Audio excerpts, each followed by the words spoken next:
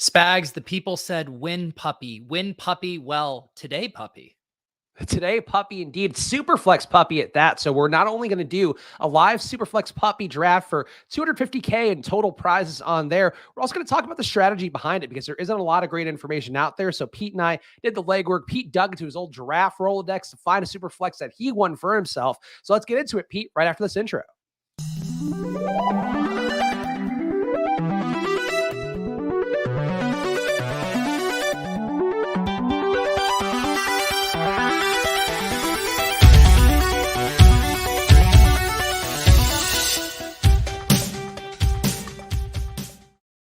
Hello, everyone, and welcome to another edition of Splash Play, the fantasy football podcast for every game under the sun. And we're going to prove that today more than ever. But I'm Chris Spags, joined by your friend of mine, Pete Overzet. Pete, how are you feeling after a ship chasing episode that really got off the rails yesterday?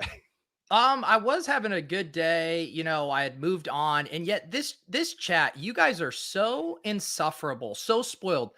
Pete late. Come on, Pete. Falling asleep waiting. Connor's actually correct. Resetting expectations for punctuality. You guys are so spoiled. We give you guys punctual streams 99% of the time. We set up a little production on the back end, and these guys go crazy. It's honestly disgusting. Yeah, we were 1 minute late today because we actually put together some graphics once again, of course, basically a PowerPoint, but what makes us feel a little more premium on this show. So we're going to take you guys through some of the 6 things that could be most valuable to do in the Superflex draft. So you might be blasting away off in the puppy today.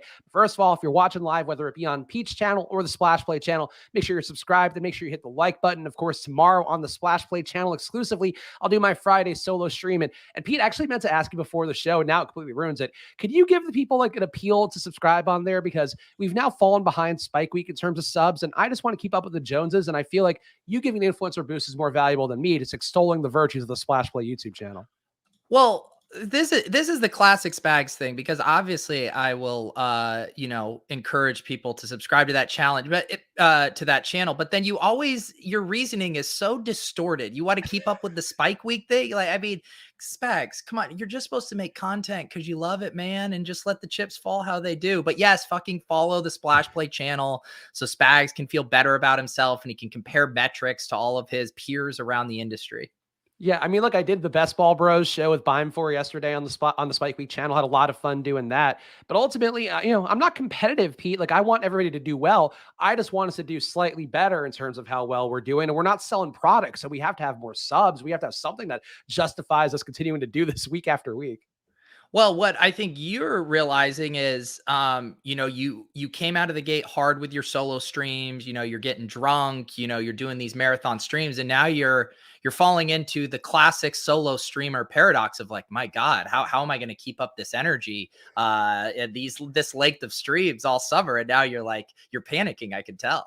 I was talking to some people behind the scenes, might be even doing more streams, Pete, which we have to talk about. But for myself, just hit certain quotas perhaps to get some side hustle money in for old Spags. So I'm locked in now. It's all just about trying to create a value proposition for both of us as 50-50 partners in both best ball teams and also in this Splash Play of ours.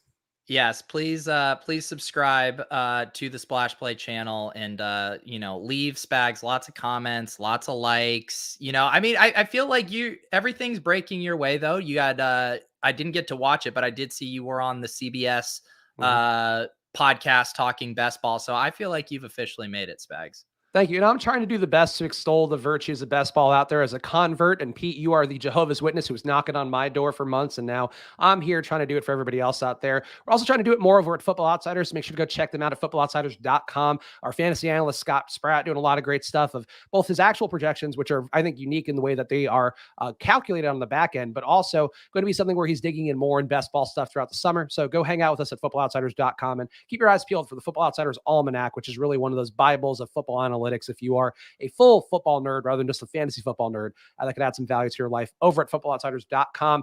Pete, let's dig into this Superflex though, because it is big news. The puppy launching another version. People have been asking when puppy, as you mentioned up top, and now there is a puppy. 250K in total prizes, 50K going to first place on there. And I guess before we get into the slides themselves, is there anything that you would say from your expertise, because you immediately pulled up a draft from 2020 of yourself when you won an expert Superflex league, and I don't know if you're just flexing to me or if I should use it for knowledge, but either way, you are the champion of the room, and I want you to have the pedestal appropriately. Well, no, the reason I didn't just send that to Spags unprompted. He was sending me an old RotoViz article, It's completely which I had unprompted. You're like, hey, here's this draft I won a couple of years ago. No yeah, big deal. Jesus, Spags always tried to paint me in an unflattering light.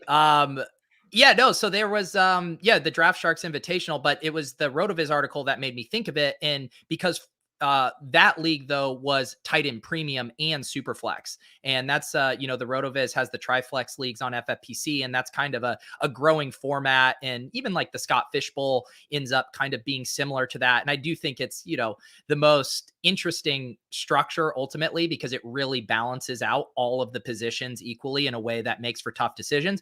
So I was saying this is obviously a little different because we don't have the tight end premium. And I will just say in general, one thing I've noticed from the first super flex draft that Underdog had earlier this offseason versus kind of the super flex drafts you'll see on FFPC and other places is the quarterbacks go even at more of a premium on Underdog, like in a really kind of crazy way. I think a lot of more old school fantasy players have been so conditioned to wait on QBs that kind of bleeds over even into Superflex, and it really allows for some good values. But I almost feel like we have to throw a lot of it out the window with this Superflex ADP right now because everyone it's just keeping up with the Joneses. It's almost like mutually assured destruction. If you don't get at least one quarterback in your first two rounds, maybe you need to get two of them, you're just going to be closed out. And so I'm hesitant to use applications from that data in those leagues specifically here, just because this feels like an entirely different beast. But there are some nuggets that I think we can take away and help us. Yeah, so let's go get slides a little bit there, and I think we can talk about. I did 2 puppy drafts this afternoon, so I have maybe a little bit of a frame of expertise, which honestly 2 different drafts. But the first thing I think we have to talk about is the QBs may fly off the shelf or off the board much faster than other drafts. I think you talked about that a little bit, Pete. But the one draft I was in, there was 15 QBs taken. The first puppy I did in the first 2 rounds, so 15 QBs taken there. Guys like Justin Fields then going in the 3rd round. Obviously, that's a different priority structure than elsewhere. The second one I did was a little more normal, where I think it was 10 in the first 2 rounds. But Pete, both puppies I did, I ended up with Cooper Kupp and Matt Stafford in rounds 1 and 2 consecutively.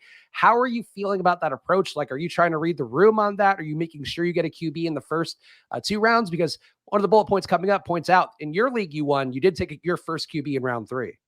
Yeah, and that's what I mean. Like, you're not going to be able to pull that off. Like in that draft you were referencing, I got Kyler in round 3 that year in 2020. Which in these underdog drafts, I think what it also illustrates, and we've actually seen this a little bit with our dynasty superflex leagues, where you'll see Trevor Lawrence, still going in the early 2nd round. And what I think it highlights is the importance of some of those early picks, right? Because you're using, with your 3rd pick, you could get Josh Allen or Mahomes or Herbert, but then with the 12th pick, you're getting, Trevor Lawrence. Like, the tier gap there is so massive, and yet the cost actually isn't that different. And so I do think in general, getting an early pick in these drafts is a pretty big advantage. And you probably would want it to be like a 3rd round reversal type thing to offset what is going to ultimately be a pretty giant advantage, I think, for the early teams. Yeah, I like getting a non-QB of my first pick if I can, though. The spots I picked, Cooper Kupp fell to me in the 9 spot, and I feel like I might have taken one of the QBs if that weren't the case. The second draft I did took Cooper Kupp at the 5 spot, but I do think that, letting the room kind of dictate that a little bit more, and, like a Trey Lance, you probably have to take at the end of the first round, but either way, I think it's going to come down to, like, whatever we do this afternoon, Pete, I feel like it could go either way, where all the QBs go off, or people actually show some patience. And it feels like until the ADPs settle over the next couple days, like, it does seem like there's going to be a lot of variance in each individual room. Yeah, probably. And maybe we always joke about the piss boy rooms, being so wide receiver heavy. Maybe what if we all just agreed to maybe just chill out on quarterbacks and just show a little restraint? Yeah, handshake gentleman's agreement. And some of the data here, as Pete talked about, this is FFPC data, so it could be skewed a little bit because of the tight end premium on there. According to that data, 4 QB builds win the most. 3 QB builds, though, had more top 6 finishes. Pete, you had a 3 QB build and your success that you had with Superflex. So do you have any sort of strong feel here? It seems like it's honestly tough to get to 4 QBs unless you are skimming the Kenny Pickett, Drew Lock, Marcus Mariota tier of guys that probably not getting drafted a lot in Best Ball Mania. I feel like 3 QBs, if you're really prioritizing it, it's probably enough to get you through. Yeah, and I mean, it's the same kind of structural principles we apply in the standard drafts, right? Like if you use a couple early picks, like you definitely want to just stick to a 3 QB build because you're making the bet that those two early QBs are going to be in your starting lineup every week. Now, if you punt it down the road, maybe I could see a 4 QB build here where you take Pickett and Ritter and Malik Willis and you kind of just like piece together all these guys that have pretty big question marks. And so you're needing more of the quantity to cover you there. So I would just think it through that same lens. Did you devote early capital there, then go with a lesser quantity, or did you punt it and now you need kind of a large quantity to cover your ass? Yeah, no, and I think honestly, the room is going to dictate that for you too, probably because sometimes you'll just see 5 QBs go in a row, and then you are stuck more in that rookie tier and hope one of those guys wins a starting job. Pete, and your team that we talked about in that Draft Shark League, you did draft 3 QBs, rounds 3, 5, and 7. That jumped out to me as a pretty smart move because you gave yourself some flexibility in there where you should probably start really looking at QB. I mean, from round 1, I guess on Underdog, but round 2, let's say, and then you kind of can have flexibility where take a QB round 2, maybe one round 3, or if there's just great value there, you can do that. But I guess, how do you feel about what you did here? Like, I assume you didn't go in with a hard strategy, but the room kind of gave you those picks where they fell. Yeah, this one, and sorry if it's a little hard to see here. I'll try to zoom in a little bit. And I know this was an older draft, and this was, this is a sharp room, all kinds of, industry guys who were more willing to wait. But, I was trying to hit kind of all of the structural things that we're trying to generally do in best ball leagues, and of course applying it to the Superflex. So I got my elite quarterback up top with Dalvin Cook. I did prioritize Mark Andrews in this build because of the tight end premium and just knowing that. And then I knew I wanted to get the quarterbacks in this window. So I went Kyler Murray. I did take AJ Brown here, which kind of informed my Ryan Tannehill pick later, going for this stacking element as well. Seeing Carson Wentz's name now seems hilarious. It seems like a bad pick at the time. It was seemed like a better pick, but basically my thing, and it's kind of like what we try to do in our standard leagues, right? Where it's like we're trying to get the most ceiling we can, but in the quarterback window where we know these guys can traditionally succeed. And when you push out here to these teams that were drafting Nick Foles, Haskins, these guys are such lower probability bets to hit. And what also naturally happens, of course, the quarterbacks push down, good players as well. So I think you're kind of doing a dance with your room, maybe even more so than the typical draft where people are willing to adhere to ADP a bit more. And you really have to read the room. And sometimes you shift your goals in one direction or the other. I specifically remember in this draft, because of that RotoViz article, I had wanted to get 3 quarterbacks by round, I believe it was 5 or 6 was what I wanted to do. But then when I saw how everyone was kind of punting quarterbacks a little further, I go, okay, I can push this a little bit more. So again, just our typical thing, being flexible in reading the room. And then that goes back to these underdog drafts where, I mean, these guys are just absolutely ripping quarterbacks, and we need to kind of, adjust accordingly. I unfortunately you pulled the screen away, Pete, but I was curious to talk more about your round 24 running back, one Davis.M. on the screen. Mike Davis carrying you to glory. And I actually looked it up, Pete. He did start for you multiple times throughout the course of that season. That was the season, though, he was good in Carolina. He was totally, I mean, I ran away with this league, but Mike Davis was just a massive, massive smash. And this was another super fun thing about this format is even in traditional leagues with, 18 or 20 picks, it's hard to kind of scrape the bottom of the barrel. Like that year, Mike Davis wasn't getting drafted in the first BBM draft. Like people just weren't drafting him because you only went 18 rounds. In a 25 round league, it actually gave me a chance to spray and pray on some of these zero RB targets, and literally none of them hit except Mike Davis hit in a massive way. And that was virtually all I needed to pair with Dalvin Cook up top. And yet, no affinity in your heart for old Mike when he was showing up time and time again, punching that clock for you, getting into your starting rosters. I hate to see it, Pete, personally. I know it happens. It happens. You can see some of the advance rates as well from that FFPC data on RotoViz. Round 1 advance rate of 5.7% with a QB in round 1. If you take your QB1 in round 2, it was a 9.1% percentage. And then the QB1, Pete, in round 3, if you want to go to the next slide, 11.4% win percentage. And that's something that jumps out because it doesn't seem like that's going to be possibly right on Underdog. And I think, Pete, this is where you were starting to poke some holes using that 2020 RotoViz article, about Superflex. It does seem like this has to be an adjustment here. And I feel like if you're not getting a QB by round 2, you're probably screwed on Underdog. Yeah, I think so. Unless you really do want to I mean, we'll hop in there and maybe talk it through. I mean, maybe there's a path, like I said, with a 4 QB build where you get like Davis Mills and Kenny Pickett, and they're starting for you out of the gate. And then you get like Ritter and Malik Willis, and it just ends up being the year of the rookie quarterback, and those guys surge your team. Like maybe there's some galaxy brain ideas, but I do think in general, it's almost just like mutually assured destruction. We all take our QBs in the first couple rounds, and then we start the draft. That's kind of what it feels like right now.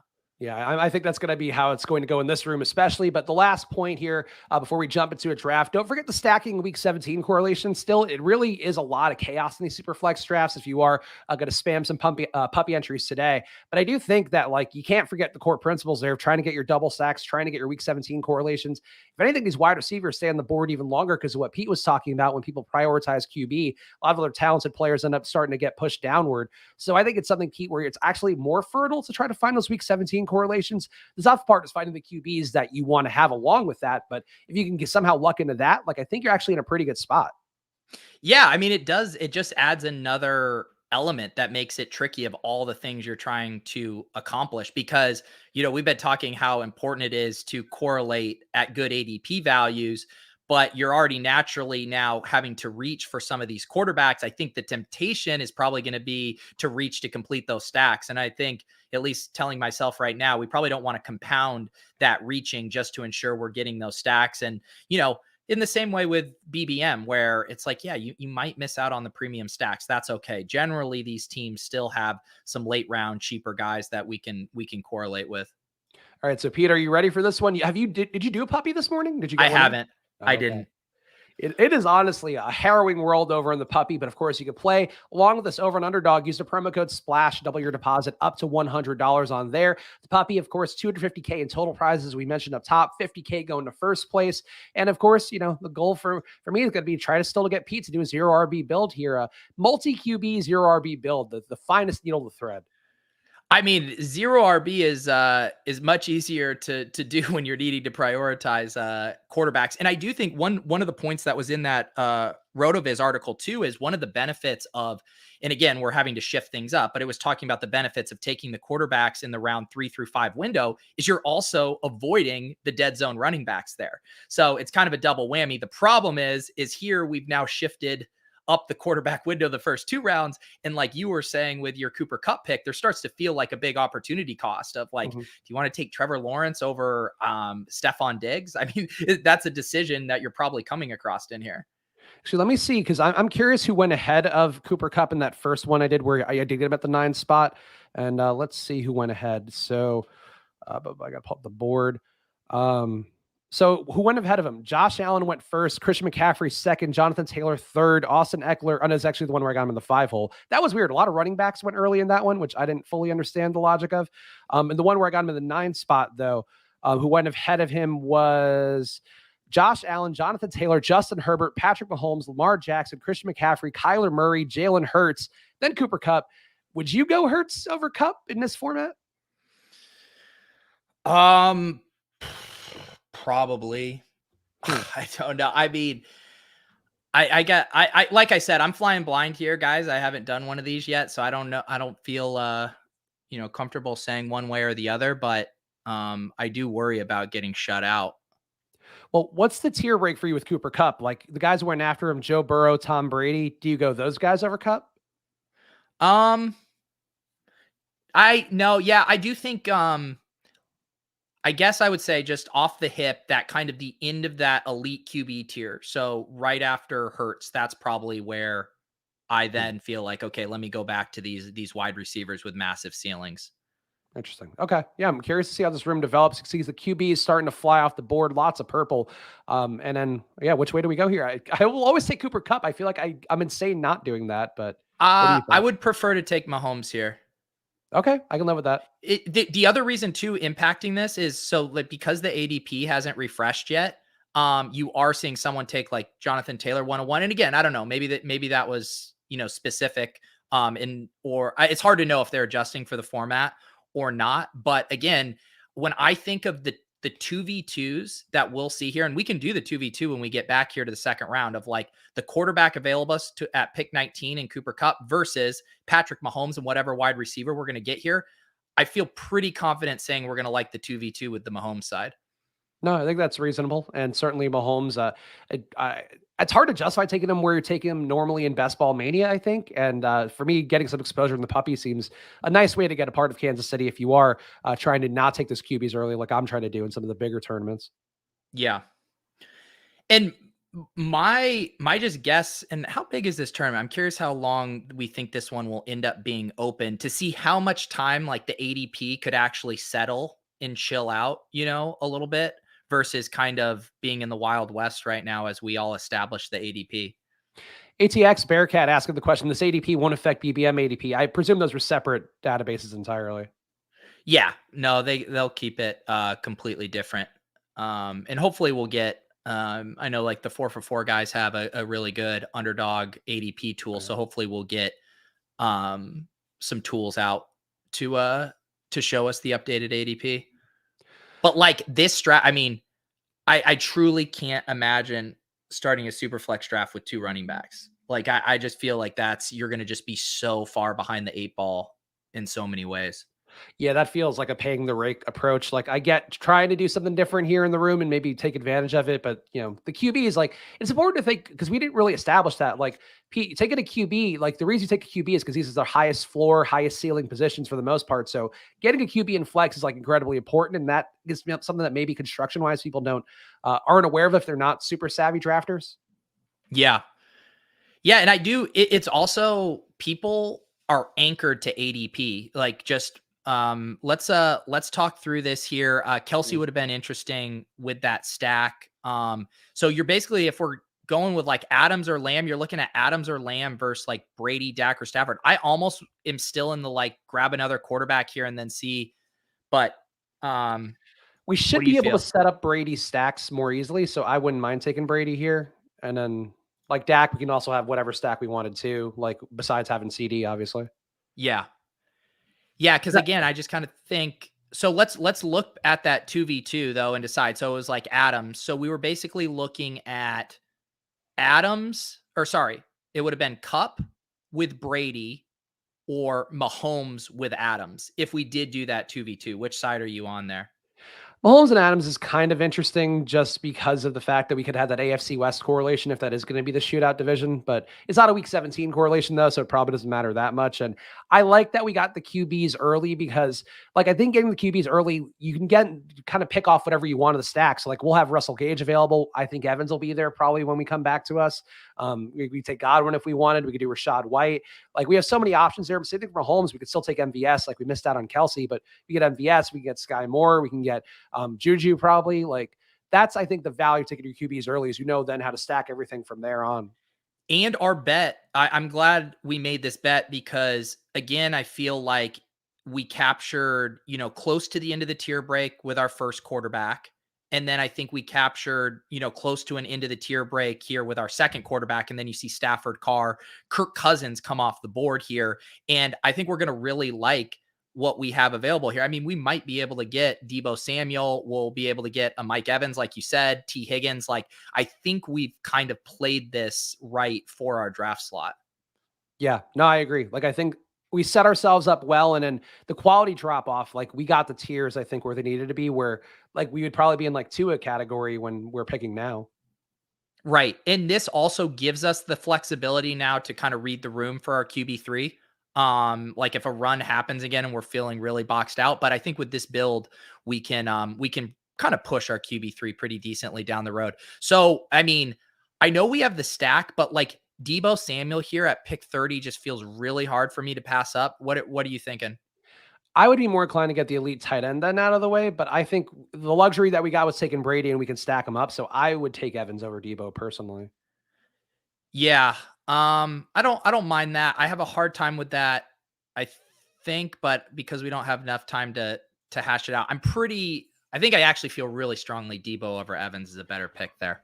In BBM, I feel like they go ahead of each other sometimes now. Yeah. I mean, partly too is because I think you're paying a premium on Evans relative to Godwin's injury return and that production that you're paying for. And he will obviously see more targets when Godwin's out. That like isn't useful to us when it matters the most, weeks 15 through 17. And so I think Evans should probably like if you say as a thought experiment, if you were drafting in the ADPs, say you were just drafting for weeks 15 through 17, Mm.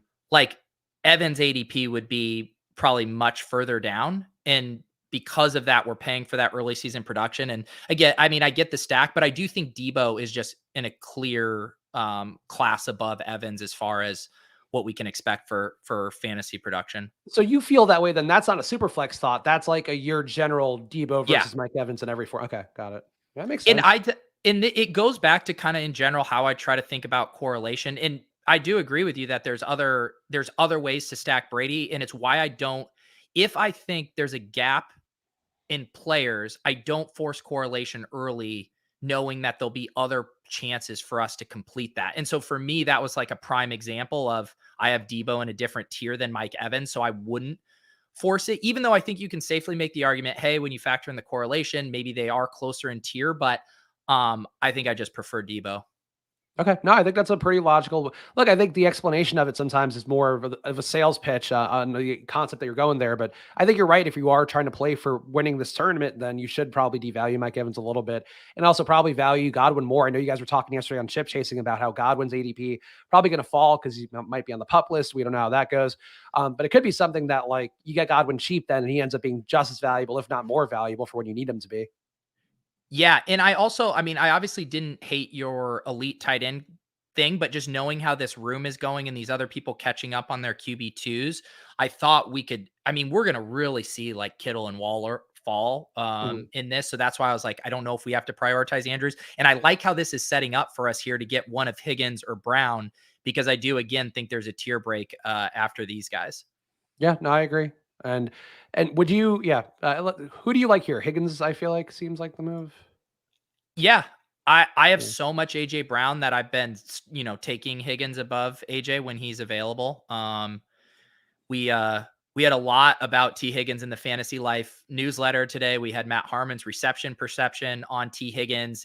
Jonathan from Spike Week and I kind of went back and forth talking about the Bengals offense, and I kind of made the case that Higgins should be going closer to the 1-2 turn and ahead of CD Lamb. Like when you look at their stats over these past couple years, they're very very similar. But I think the market always is like, well, T Higgins is the wide receiver 2 on his team, and CD Lamb's going to be the wide receiver on 1. Obviously, I want the wide receiver 1, but when you actually look at the production and you look at the pies of those passing offense pies, I think you can make a case that T Higgins should be right up there with those other guys. It's interesting that you say that. And actually, there's Tampa Wheels, by the way, is in our draft saying that he's bummed that we got Brady because he wanted him to come back. He took Kelsey instead. So that's a new name I haven't seen there. So shout out to Tampa Wheels for watching the show and drafting along with us. Do you feel, though, that Joe Burrow's undervalued? Because if you feel that strongly about T. Higgins, and I've kind of been on the assumption that his ADP is coming up just because of the week 17 correlation, the fact that he pairs well with whatever part of the Bills Bengals game that we talk about so much for week 17. But if you love Chase and you love Higgins, like shouldn't Burrow then be going like in more of the Lamar Jackson range than the, where he goes, where he sometimes falls to the seventh? I don't. I think Burrow's properly valued just because of how much the rushing can propel the other guys around him. And I also never really think. I know it's like the temptation, like people have been doing that with the Dolphins, where it's like Waddle and Tyreek are going here. Why is Tua going so late? But it's like you are making bets for really big ceiling outcomes, and sometimes those don't have to be mutually exclusive. The same thing happened last year with the Steelers, where Juju and Claypool and Deontay Johnson were all going in the same range, and everyone's like, well, how are you not drafting Big Ben? Because it's like all of these guys have the talent to have like a top 10 season at wide receiver. Sometimes we just don't know how it's going to go. And then when you layer in the 4 uncorrelated tournaments and knowing, Higgins can have a 50-point week, Chase can have a 50-point week, and Joe Burrow could be just still in line with other QB1s that week because he's not going to separate with rushing. So I don't necessarily think it means you have to pull a quarterback up just because there are pass catchers with ceiling going high. Okay. No, I think that's, again, you're really bringing after ship chasing you, the production staff who has really got you, you're bringing your A game for all your game theory. um, so this is another pretty sweet spot here for wide receiver. DJ Moore, the correlation there, if we want to just eat up that ADP and the Tampa Bay Carolina bring back. Yeah, I think we're pushing it now. I don't think we're going to get Kittle would be my one thing, but I don't want to reach for him either. I think the Moore thing makes more sense. Yeah. And Yeah, it's as much as I like the elite tight end, I think it's probably the outsized advantage of it is a little watered down in Superflex Yeah. relative to the standard. Just when we look at how the lineup works and what a tight end represented, I think it's still important, but I do think that that Superflex maybe dings it just a smidge. Yeah, I there was one thing that stood out in that Rotoviz article that was, I think, from 2020 about the best ball strategy for Superflex, and they had mentioned that like there was a very limited sample size of teams that drafted six QBs, but the win rate was Yeah. like astronomical. And what that was, I don't know how you'd possibly draft six QBs, Pete. Like it feels like a lot of like almost zero QB approach would be what you do there, but intriguing to see that even as like a very small sample size data point. Yeah, I mean we always get weird things with that. I want to say BBM2 had some weird ones with like four tight end builds as well, where it's probably a little bit noisy. And I think in general those kind of robust strategies for the onesies and even running backs, it raises your floor for sure. Um, I would just have to assume it really hurts your like 99th percentile ceiling outcomes. JW says too early to tell, but I have a feeling a very high percentage of final week teams in this contest will be drafted day one. I mean, we've always said that the early drafts are where you can build the super teams because of ADP inefficiencies. It definitely feels like there's some inefficiencies right now without the ADP having settled. So I could agree with that. Yeah, and he also asked the question too about, do you think Underdog will start implementing a better starter ADP on contests? I think that kind of defeats the purpose of it. Is like they wanted you to get in early and then establish the market with what you think these guys should be drafted at. So I guess you could make more of a projection based one for the format, but that seems like more work than you probably need because like the ADPs will settle, I think, after a day or two. And Ooh, Spags, we almost got Kittle to that would fall have been to six. nice. Oof. Let's just check in on quarterback here real quick. I think we're where we're at. We can definitely wait a little longer. Um, I don't really want to take Zeke or Akers. I'm good with Robinson, Metcalf, or getting our double stack with Godwin. Let's get the double stack with Godwin. I would have liked Gabe Davis to have fallen. I thought that would have been nice to get him coming back with Higgins, but Gabe Davis getting steamed up even in Superflex apparently. Yeah. Yeah, Gabe is he's a hot name. I mean, once Liam took him in the second round of the Royal Rumble, I mean, the market acted accordingly. Matt in the chat asking, that was fun to rhyme that. Is the Walker Kittle week 17 correlation using too much capital? I would think so. Like the bully tight end builds, I think that there's some data that you should take that first part of a bully tight end in like rounds 1 through 4, and then the second one round 5 through 7. So that means you're not getting two elite tight ends. You're getting like an elite tight end and a second tier tight end. But Pete, would you go Walker Kittle? I feel like that's probably not the best usage in any format, really. Yeah, I just feel like you're probably going to get really squeezed out at quarterback or wide receiver. Probably. Like I obviously both of us feel very comfortable punting running back in a regular draft, much less a super flex. But yeah, here I do think the opportunity cost is probably too high. I also want to point out AG's team here from the 8 hole. I think they recovered really nicely. And this is kind of what a build can look like if you do wait on quarterback. That said, I'm not sure you're going to be able to pull off this kind of draft in another week or so. So he started Chase, Kelsey, Swift, getting kind of elite players at those positions, and then goes Fields, Lawrence, Zach Wilson. I think that's a really nice way to recover at the QB position. And maybe the moral is to get a few of those teams in now before that doesn't become possible. Yeah, no, it's true. I mean, you were talking about Trevor Lawrence potentially being a guy that could go in like the second round, and to see him going in the fifth right now, like that just doesn't seem plausible. Once people realize, oh yeah, I'm getting closed out on QB every single time I draft, like that's going to solve itself pretty fast. Yeah, yeah, and I mean, obviously, I was ambitious with the Lawrence thing, but that's where he was going. I mean, he going late second in those early super flex drafts, or at least in the third. Like all those quarterbacks got even way more pushed up than now. I definitely, after doing this early, I do think the grinders should hop in here and rip these off at the start while this ADP hasn't refreshed yet. Shit, I was gonna say Juju, but Eagles took him. Um, we could Mm. also, yeah, who do you like? I mean, I haven't been taking a lot of Mooney. I don't mind him. What else do you see? Yeah, Mooney, Moore, London. I feel like all those guys. I know you were talking about Amon-Ra St. Brown yesterday with Pat and Gretsch, but I don't have the strongest feelings for him yet. Like I agree that he could come up a little bit more, but I feel like he's appropriately priced right now. So I think we took the right guy in taking Mooney, I think. Also, I know I actually forget where you're at on Hawkinson, but we're still looking for that tight end, and also gives us some correlation there too if that sets up. Yeah, I think that would be nice. Yeah, Schultz, I wouldn't have minded there. I forgot. Honestly, I'm so used to having to lead tight end because I always prioritize it that I forgot that we that we didn't have one there. So I might advocate a little bit more for Schultz because then we could have also gotten Traylon Burks, which would have been S- nice. But So yeah. my only thing, and again, I know I'm playing a little bit of chicken. I do agree with you. Structurally, I think we're on the same page. But I'm so willing. I mean, we saw Kittle. Like the same reason I didn't want to take Kittle where we did is because I knew there was a chance if people are anchored to ADP, like they have been. Even though the ADP is bogus, we agree on that. But our brains are still wired to be anchored to it. So I'm like, how can we use that to our advantage? So it almost worked with Kittle coming back to us, and same with Schultz just being lower in ADP. I was like, he might fall to us here at pick 91. So I'm like, let's just kind of play the ADP game and then know, hey, we also have the Hawk out as well. Ishmael asking any thoughts on this being 2 wide receiver instead of 3 wide receiver? Don't want to be playing a wide receiver in the super flex. I mean, if you had a wide receiver that could beat out a QB, you probably had a really good wide receiver. So I don't think that's crazy. The QB at super flex to me is more like giving that position a higher floor and also a good ceiling. But like having a wide receiver be able to beat them out is like a luxury that I wouldn't be opposed to. Yeah, but their point is taken in the same way I was saying the kind of elite tight end thing might be slightly diminished by this structure. I also think the wide receiver edge could be slightly diminished. One of the reasons it works so well is because you can start up to 4. And so obviously, in this one, we can only start up to 3 and we'd be pushing out a quarterback. So yeah, I do think maybe we're slightly more wide receiver than optimal, but here we go. Now Dalton Schultz falls to Oh us. I yeah. mean, I'm happy to take him here. Yeah, it's obviously Burks is not going to come back, but we can get Woods. We can get, we can get Hooper even if we want to do double tight end correlation for week 17. But yeah, Schultz I think is a nice pick there with where we got him.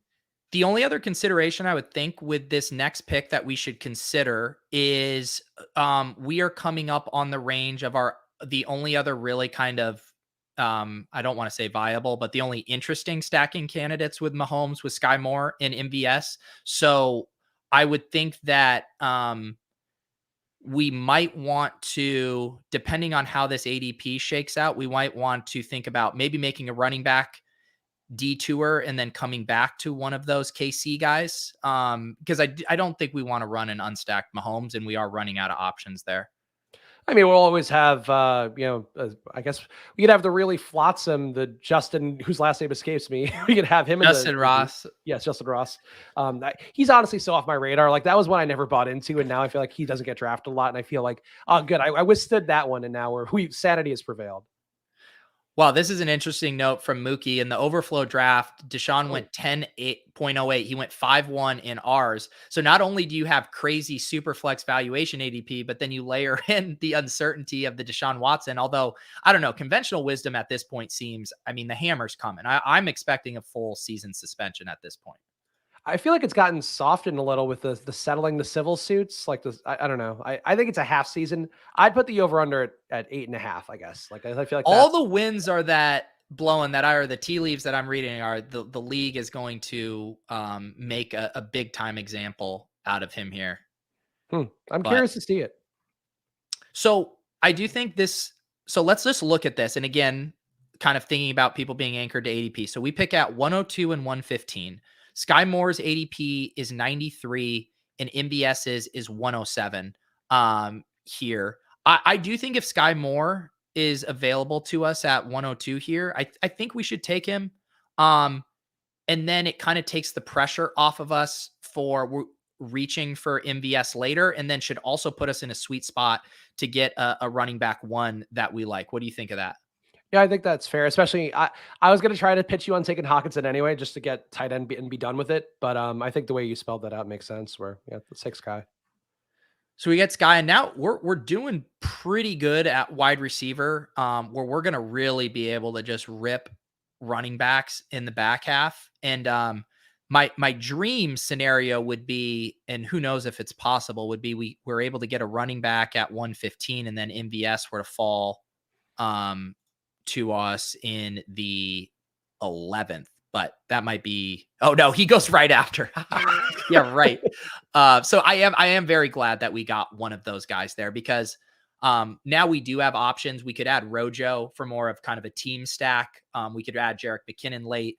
I'm not really on the Justin Ross stuff. And especially in this build where we have prioritized really good wide receivers. I don't know. I think we're going to be wanting to use those super flyer picks on running backs, is my guess.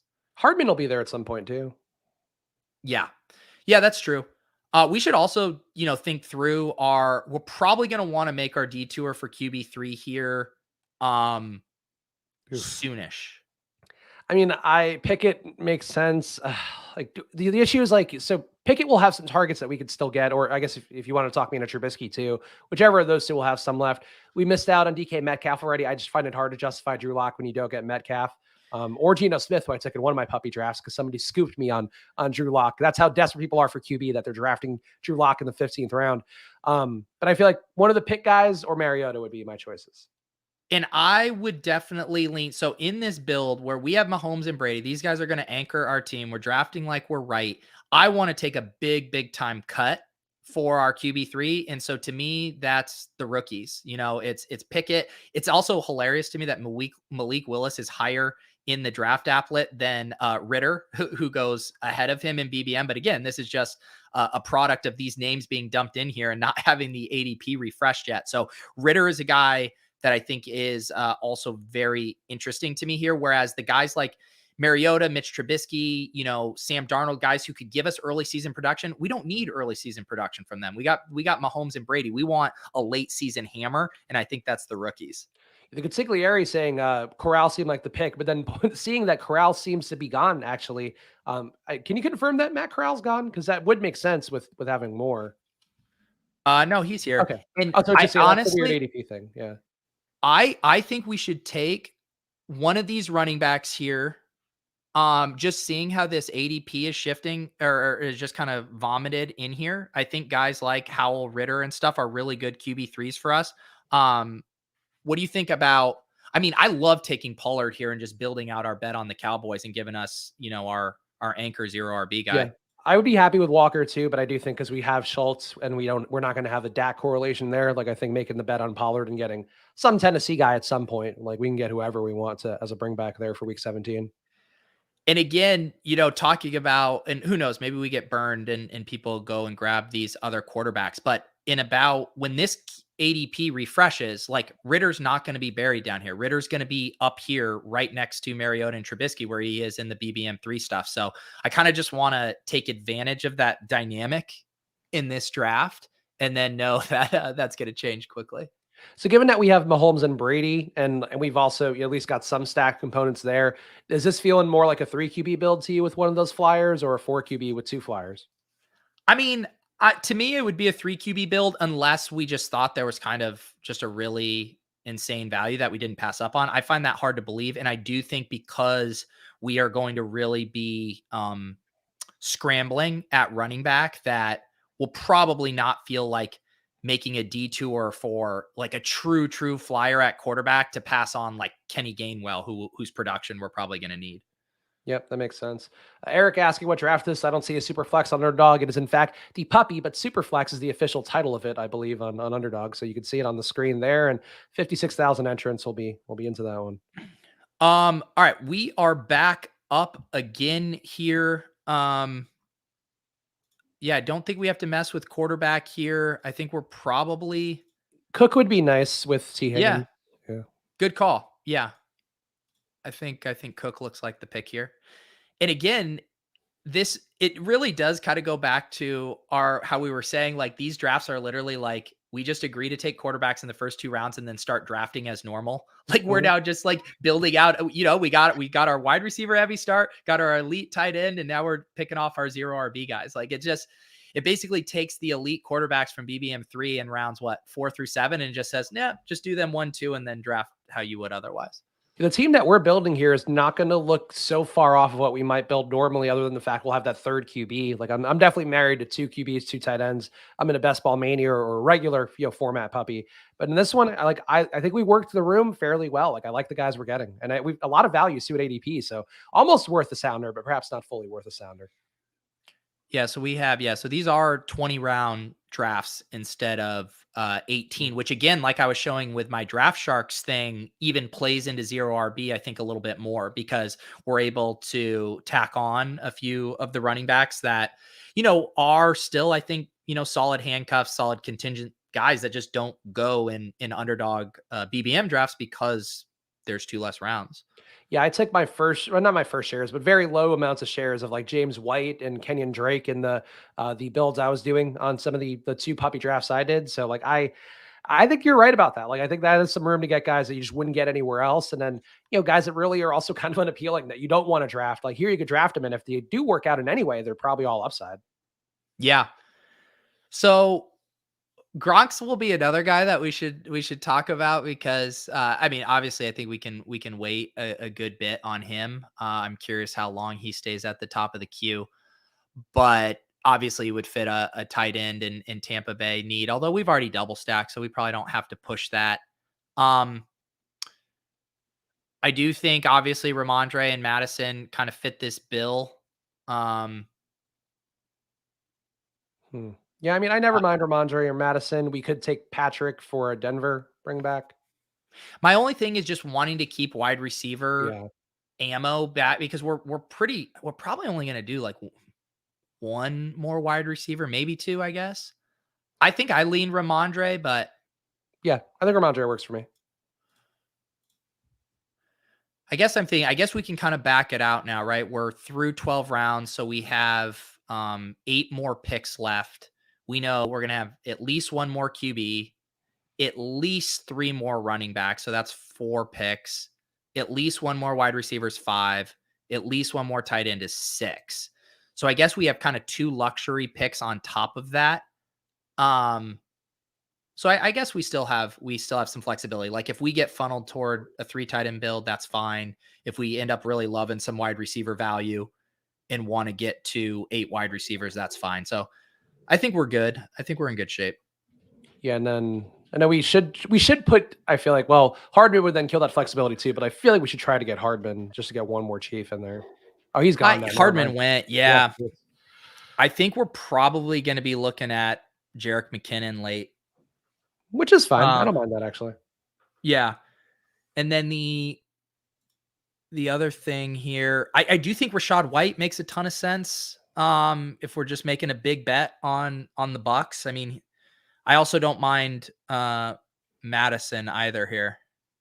I would go Rashad White just because I think there's a couple outs there of him being the pass game back, and then of course the Fournette just him breaking down again.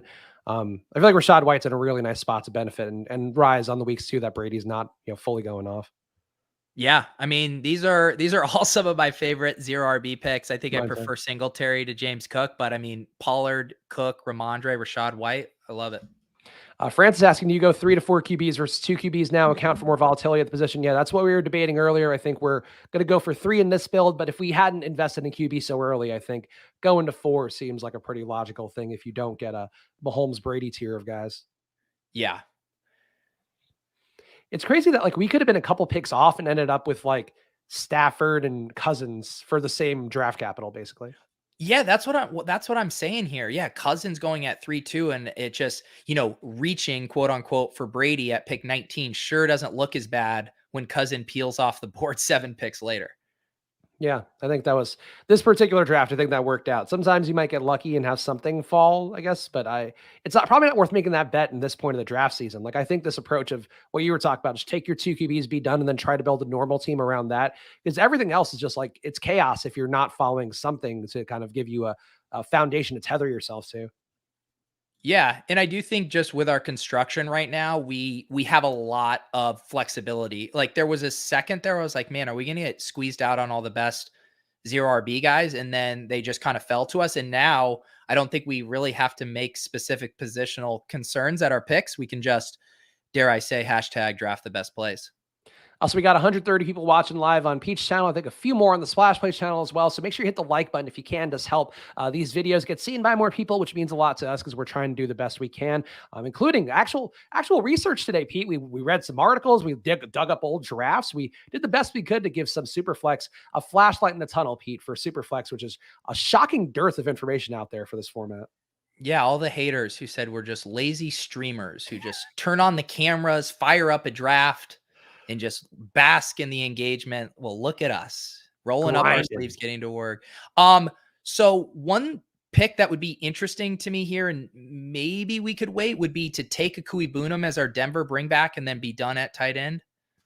I think let's just do it. Like, let's not leave it to the room because we got a little while before we pick now, right? Like, there's If I thought, like, I don't know where you're at. I mean, to me, Tunyon, Irv, Akui Boonham, like, sure, maybe you slightly prefer those other guys over him, but to me, they're all in the same tier, and it accomplishes two goals, getting us that Denver bring back and our second tight end. no, I like that. And I'm not as into taking Gronk right now as you are. Like, I know you wrote up for the Fantasy Life newsletter some of your beliefs about him coming back and he's just skipping training camp. I feel like he could have lied a little bit longer. Like, he wasn't under contract. Like, he could have been like, yeah, whatever. Like, I'm going to see how it goes and we'll revisit in the summer. Retirement is a different thing. And I think he's going to start to book some deals of, probably a network deal, you would think. So I don't want to take Gronk now. Like, I've got 5% of Gronk, I think, overall in my portfolio. And I'm comfortable with that being where I kind of land, unless there is news of him coming back. Well, my thing on him, I still want to draft Gronk, but I also want to be smart about it and know that if he does come back, it's going to be, very, very late in the offseason, if not as the season's already started or wherever. So with that said, that means his ADP is only going to continue to fall and fall and fall. So, I mean, we might, I said in the newsletter that I thought savvy drafters would be scooping him up still, 3-4 rounds later, but there, I could definitely see him just still kind of settling in as like where Julio Jones and Will Fuller go right now, 16th, 17th, sometimes 18th round. So I am not done drafting Gronk. We are on the clock here. Yeah, I don't want to But cut you off there, but do you want to, I mentioned Gainwell earlier. I do love him in builds like yeah, this. I like Gainwell too. I like Gainwell in I'm pretty trying to much any format, but yeah, like obviously more zero RB for me generally, and I feel like Gainwell fits. Like, these are all guys that I think we would like in normal situations too, and we're getting them at so cheap. Yeah. Um, let's see. Yeah, I might bring up a guy that I think we should take with our next pick here that I'm kind of honing in on. Before that, Josh asking, can you talk about drafting backup QBs as running QBs, such as the Ravens backups or Eagles? Not as a handcuff, but I do think as like a zero QB build where you take Huntley or you take Gardner Minshew, like that could make sense. Yeah, no, I completely agree. That's what we are talking about early. Like, if you do want to get funky, and again, I would wait to do this until ADP settle and all the quarterbacks get really pushed up. But I do think there's room for some of those really funky builds where you draft 4, maybe even draft 5, and you are drafting all of the interesting, upside handcuff quarterbacks. I think right now most of those are the rookies. Like, I think Ritter and Malik Willis, are pretty interesting from that. I'm trying to think who would be another, handcuff quarterback, backup quarterback that has like legit upside. I guess the Huntley Yeah, in the Huntley is the Baltimore. one that came to mind me. Like, Josh already said it, but I think that's like the definitive one. I've seen him get drafted already anyway, too. Like, I think he's been drafted in both the drafts I did. Yeah. So yeah, no, I don't hate that. And again, I think it's just if you load up on non quarterbacks early and you're kind of funneled toward a weird 4 QB build. I think it's just making sure that it's the same with a zero RB build, right? Like, if you went zero RB and only took handcuffs, you took your Deontay Foreman's, and I'm blanking on a really good other examples, but you're going to have zeros at the position really early on. So you got to balance it with guys who are going to score. So you probably are going to still want to take a Davis Mills type, but maybe a Mitch Trubisky type, just to make sure that you're not getting buried early, and then hope that one of those elite, handcuffs kind of kick in right when you need to kind of supercharge your team down the stretch. Yeah, I feel like you probably have to take at least one floor QB. Like, I feel like taking one decent QB, like in that first few rounds, and then taking your Davis Mills a little bit later. And then you could kind of get a little bit weird with it. I think that gives me a little more comfort. But yeah, like, it's interesting. You can really do some different machinations with this than you can do in a best ball draft at this point, with people having explored every structure possible. Yeah, it's fun because if you feel the opportunity cost at every pick, because you're Yeah. like, oh no, I could get my third quarterback. Oh no, I need to get my running back. You're just constantly juggling this. I'm gonna make a case for a guy that we should stop playing chicken with after Swirl's picks here, just to make sure he doesn't go. But I do not think Ritter should be available at this point. He's still just so buried in here. But I mean, Ritter should not be going after Baker Mayfield in these drafts. Are you cool pulling the trigger on him as our QB3 here? So we're not going to stack them then. Like we would have to take Oh, we could take a Bryan Edwards. Bryan Edwards and with a rushing quarterback like Ritter and a QB3, like I'm not as concerned about it. And you look at the other type of quarterbacks here, it's just like, where is the upside? I mean, are we not taking Matt Corral now then? No, I mean, we could still take Matt Corral because I think Matt Corral is also probably a value. But again, I prefer Ritter. So if you think about the ways like we supercharge this team, like Corral coming in and outscoring a Mahomes or Brady on a given week feels very, very thin to me. But if Ritter comes in and starts rushing like crazy, then him, sneaking past a Brady or a Mahomes on a given week doesn't feel so crazy to me. So I'm trying to think like, how are we actually getting points in our lineup that we otherwise wouldn't get? I don't think. I mean, Ritter's definitely a bigger body guy. He could run like in a Josh Allen way, where he should be able to withhold it. But Corral, like part of the upside of him is like he's an RPO QB who can run. So I don't think it's that far off. And we had more, so that's my logic too. But I wouldn't mind still taking Corral. I guess it depends on how these next few rounds go. And I'm not opposed. And I should say this, and maybe we should have talked it out more because I'm not opposed to the Corral thing. It was more just I think this was a spot to take our third QB because I do think Corral and Ritter will probably be 2, 3, 4 rounds higher. I mean, you can see this is just because of an ADP effect. Like there was only what one, two, one quarterback pick over like 4 rounds. And I think that's only because of the ADP stuff.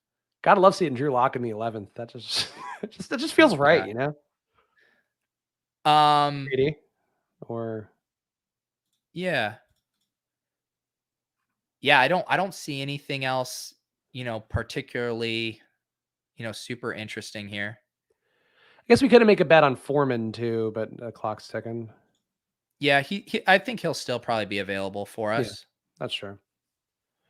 So we have 3 more picks. We're at a 3-6-6-2 build. I think we're definitely adding another wide receiver at minimum. And I think we should pencil in, what are our Atlanta options? So we have Bryan Edwards. I think Damian Williams is a fine kind of deep flyer contingent running back. Those are probably the only 2 Atlanta guys we would consider. Zacchaeus is still going to be on the team, and he keeps finding ways to land on the field somehow. So, like, I'd rather have Edwards. Like, I think Edwards they traded for to replace Zacchaeus, and him kind of not doing anything. But he always has that one good week every year that seems baffling. Yeah. And I'm also with you. Like in this one, I have no problem because of these kind of luxury picks.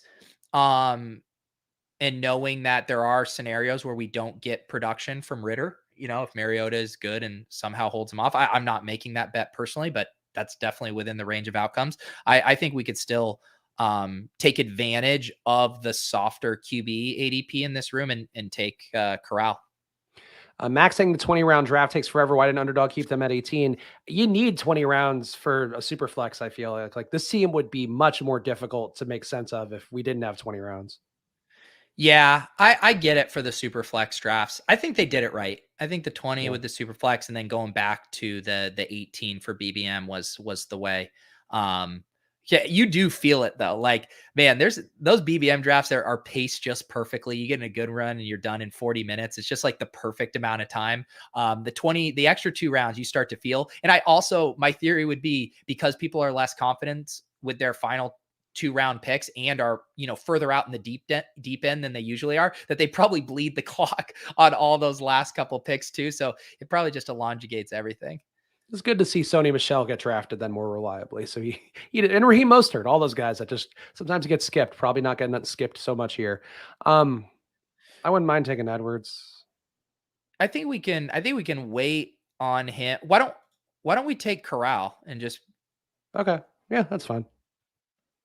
be done with that? Because I think you can make the case that there's no more interesting quarterbacks to be drafted. But all of these kind of running backs and wide receivers are still in the flyer zone. We didn't. McKinnon got drafted. Yeah, that would have been a while ago. Yeah, and I'm not even though I'm down on him, I don't mind taking Justin Ross either if we just want to get that double stack with Mahomes. Yeah, I think it could be worth a shot here. Like again, a guy I normally couldn't justify taking, but in a 20-round draft where we got scooped on every other chief, seems like it's a logical thing. Jimmy G getting drafted, good for him. Who are the other? Are there any other Chiefs that end up going? Wait, no, McKinnon's still here. Yeah. Oh, so his ADPs, that's interesting. Yeah. You gotta That shouldn't be a thing. That Well, that's what I was saying was happening with Ritter too. It was like because the ADP hasn't refreshed yet, this ADP, they didn't port this ADP over from BBM. I think they ported it over from the first Superflex yeah. draft earlier this offseason. And McKinnon, of course, hadn't signed yet, so he didn't have an ADP.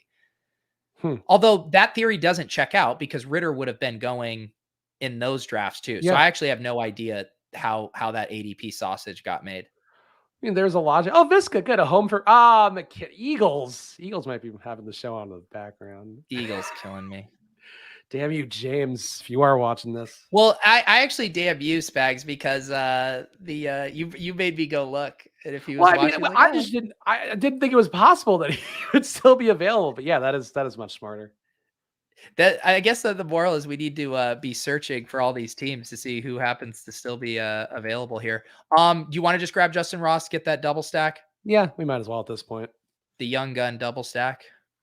The undrafted rookie, yeah, the one you really want with Justin Ross pairing that off. So one more pick. I do think this can be the other than quarterback, probably good there. We're at a 4.672. I think I would probably rank it running back, wide receiver, tight end as far as what to prioritize. But what are you feeling? Um, yeah, I mean, I would be inclined to take Edwards if he comes back to us, but then at that point, I don't like if he's not there, I don't think there's anything that makes sense.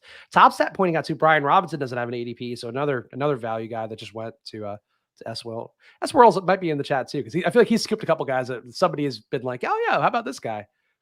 Savvy drafting plus EV drafting with streams.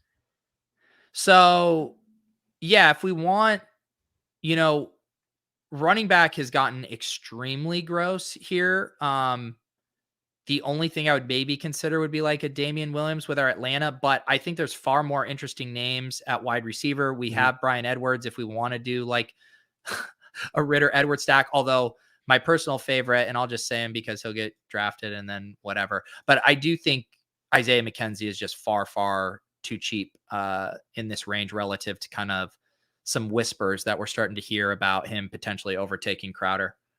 So it seems like all the guys that are getting steamed up justifiably on here, like people should probably be taking today before they start to get an established ADP.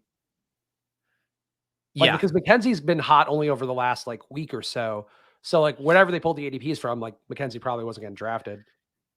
Yeah, I think it's Mookie's theory makes the most sense. So they imported the same ADP from when they initially opened Superflex Best Ball. So then the question is, how did that ADP get made?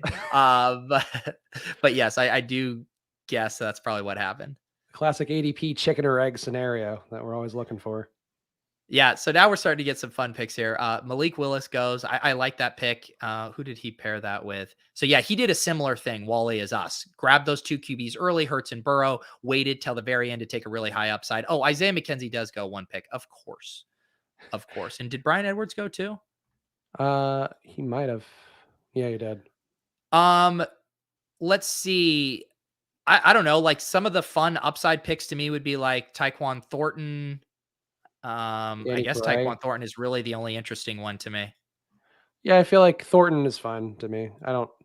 Do we have anybody from Miami? No, we got a New England I guy though, so yeah, that's fine. Yeah. I just like normally it's the running backs that I think would have be a little bit more interesting as like contingency based picks, but I mean, I'm looking at these names here and I'm like which of these guys could actually end up being interesting? I mean, one of these guys will. There's a league winner on the screen right now. Just good luck selecting them. Oh no, because Ito Benjamin got drafted by ETR sub there, so he's that was the league winner that was hiding away. I mean, good. What you guys start naming your Underdog username Splash Play Fan. You know, it's like, come on. I mean, what good mark? It's like the creativity there too. ETR sub. Like Oh, you by can't the way, even. Swirls wasn't here. So Swirls was just picking guys off left and right, and he's sarcastic Swirls in the chat. But that Yeah, makes more sense. I'm like Swirls is taking everybody that we're talking about, or the chat is saying is like might be a good pick. yeah. All right, here we go. Splash Play Superflex. Date on too because This one will. I'm curious how long this ends up being open, this tournament. But yeah, that was fun though. It's always like, we're in such kind of autopilot mode on BBM3 drafts, and we haven't had a lot of new information yet. We'll get some bombs that are going to go off. The Cam Akers getting hurt last year, and then Darrell Henderson rockets up 10 rounds. We just haven't got that yet. So getting to have a new thought experiment to think through on our feet was pretty fun. And Kyle apparently in the chat is ETR sub. If we would review your team if your name were Splash Play sub, unfortunately you are an ETR sub or Deposit Kingdom sub. There was a lot of ways to get there. ETR sub wasn't that one, Pete. Yeah. Willis says, my guess you guys will be lucky to have this still open by next Thursday. Probably right. But if we've learned anything with Underdog and the puppies, they have no problem spinning these up and getting them out there. I forget, what did we end up getting last year? Did we get 3 puppies? Yeah, Or it was it 3 4? puppies, I believe. 3 puppies, yeah. But so yeah, there'll still be plenty of time to draft puppies throughout this summer. So I'm not worried about that. All right, so Pete and I will be back on Monday. The Spags solo stream goes on tomorrow, 2:30 on the Splash Play channel exclusively, not the podcast feeds, just on that channel. So come hang out with me at 2:30 then. Pete, what are the plugs for you with Randomizer? Coming up with Cooter Doodle tonight, right? So Yeah, some very excited. Got to be there. Yeah, I've actually later this after the show, I need to go and check through the responses, but the ones I've seen on Twitter coming through are very fun. So yeah, that'll be at 7 p.m. Eastern. The very funny Cooter Doodle runs the Fantasy Life Twitter account, and just a generally very funny person in fantasy. And then I actually am. So Brian and I couldn't do lulls this week because I was heading back. Brian has some new best ball tools that he's been working on with his plugin. And so we're actually going to do a special little one-off best ball breakfast lulls crossover tomorrow at 10 a.m. So if you guys kind of want to see some of his tools and then watch me, tell him who these players are in real time, that could be fun for you tomorrow. So now everybody just gets on Best Ball Breakfast, huh? Just open door invites for all Pete's podcast part. Best Ball Breakfast is now, it's a safe haven for when Pete can't, make his other streams. It's a smart way to use it. So go check that out tomorrow. Of course, Hooper doing a great job. And Cooter Doodle tonight, a very funny show. I'll probably have that on in the background, assuming I'm allowed to do that. Follow at Peter Overzet, follow at Chris Spags, follow at Splash Play Pod. Tune in tomorrow, 2:30 for my solo stream. And of course, subscribe to Pete's channel so you know all the content he's putting out there. Appreciate you guys hanging out and play on Underdog. Check out the Superflex. Bye.